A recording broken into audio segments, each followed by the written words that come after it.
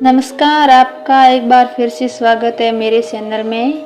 आज सुनेंगे निर्जला एकादशी की व्रत कथा। निर्जला एकादशी हिंदू धर्म में सबसे अधिक और महत्वपूर्ण मानी जाती है।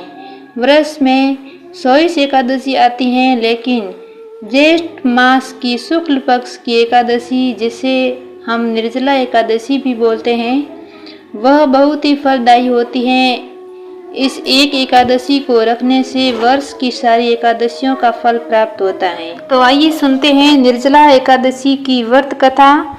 एक बार पांडवों में सबसे शक्तिशाली भीमसेन ने वेद व्यास जी से कहा, हे महर्षि, हे ज्ञानी, मेरी माँ कुंती और मेरे सारे भाई कभी एकादशी के दिन भोजन नहीं करते और मुझे भी कहते हैं कि एकादशी के दिन कभी भोजन नहीं करना चाहिए।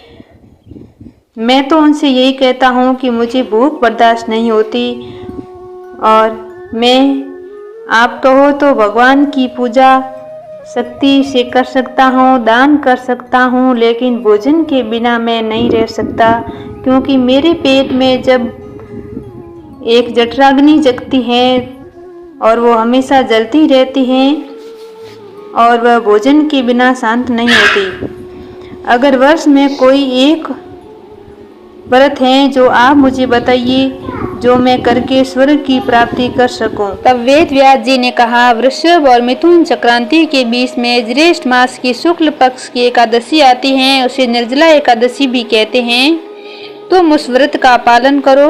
उस व्रत में जल और अन्न दोनों वर्जित हैं। उस एकादशी के सूर्य उदय से लेकर द्वादशी के सूर्य उदय तक व्रत में पानी पीना भी वर्जित है और अन्न भी वर्जित है। द्वादशी के दिन सूर्योदय से पहले उठकर ब्राह्मण को दान देना चाहिए। इसके बाद आपको भोजन करना चाहिए और इसका फल पूरे वर्ष की एकादशियों के बराबर होता है। मुझे ये बात स्वयं भगवान ने बताई है। इस व्रत समस्त तीर्थों और दानवों से बढ़कर हैं। केवल एक ही दिन निर्जल रहकर समस्त पापों का नाश हो जाता है। संसार के सारे व्रत में सबसे ऊपर निर्जला एकादशी का व्रत है। उसे निर्जला एकादशी भी कहते हैं। उस दिन ओम नमो भगवते वासुदेवाय मंत्र का जाप करना चाहिए और हो सके तो गोदान भी करना चाहिए। इस प्रकार व्यास जी की आज्ञा अनुसार भीमसेन जी ने इस व्रत को किया, इसलिए इस एकादशी को भीमसेनी या पांडवी एकादशी भी कहते हैं। इस दिन पानी से भरा घड़ा कपड़े से ढककर देना चाहिए। जो लोग इस दिन यज्ञ करते हैं तो उसका फल का तो वर्णन ही नहीं किया जा सकता। मनुष्य इस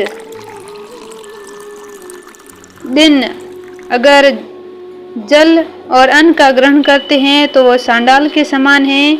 जिसने निर्जला एकादशी का व्रत किया हो, वह ब्रह्मा हत्यारा हो या गौ हत्यारा हो, चाहे कोई चोरी करता हो, कैसा भी पापी हो, वह इस व्रत की कृपा से स्वर्ग की प्राप्ति होती है। और निर्जला एकादशी के दिन अन्य वस्त्र और अन्न, जूते आदि का भी दान करने का विधान है। जो मनुष्य भक्ति पूर्व इस कथा को सुनते हैं या पढ़ते हैं तो उसे अवश्य ही स्वर्ग की प्राप्ति होती है। जय श्री कृष्णा। राधे राधे।